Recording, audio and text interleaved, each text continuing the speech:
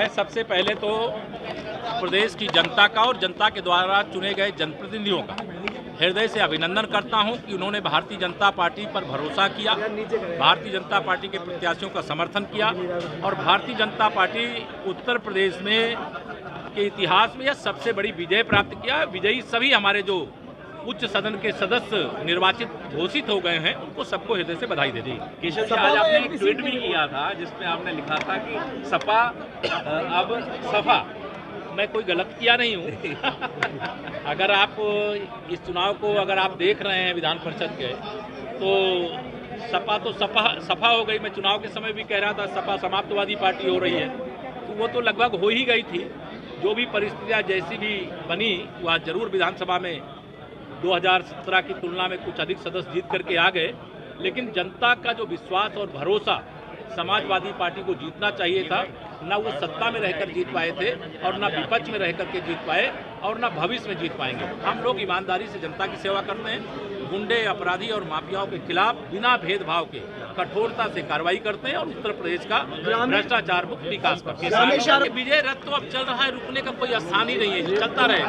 ग्रामीण विकास के लिए क्या योजना है?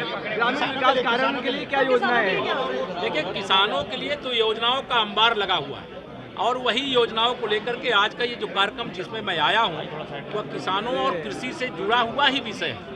और कृषि से जुड़े हुए विषय जैसे मैंने बताया अभी कि लगभग 1 लाख करोड़ के लागत की किसानों की उपज बर्बाद हो जाती है। अगर हमारे पास कोल्ड चेन और कोल्ड स्टोरेज की व्यवस्था ठीक हो तो यह 1 लाख करोड़ रुपए मेरे किसानों की जेब में पहुंच सकता है। उसके लिए सरकार ने गंभीरता से चिंतन किया है। आने वाले समय में व्यवस्था करेंगे।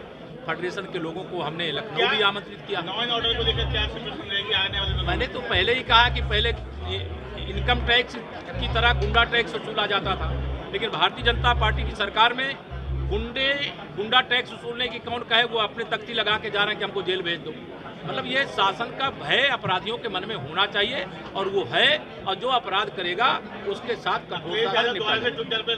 हम बहुत जल्दी ही आपके लिए आपके शहर, आपके कस्बे में क्या कुछ हुआ है पिछले 5 सालों में, क्या वाकई आपके नगर पालिका के चेयरमैन, नगर पंचायत के चेयरमैन या फिर आपके नगर निगम के मेयर और पार्षदों ने कुछ तस्वीर बदली है या फिर वही ढाक के 3 पात हैं। इन सब पर हम खबरें करने शहर शहर, कस्बे कस्बे पहुंचेंगे आपके पास। तो अगर आपके पास आपकी गली मोहल्ले की कुछ तस्वीरें हैं जहां गंदगी का अंबार है या फिर क्या वाकई कुछ विकास कार्य हुए, अगर आप भेजना चाहते हैं तो हमारा जो नीचे व्हाट्सएप नंबर डिस्प्ले पे आ रहा है, आप इस पर व्हाट्सएप कर सकते हैं।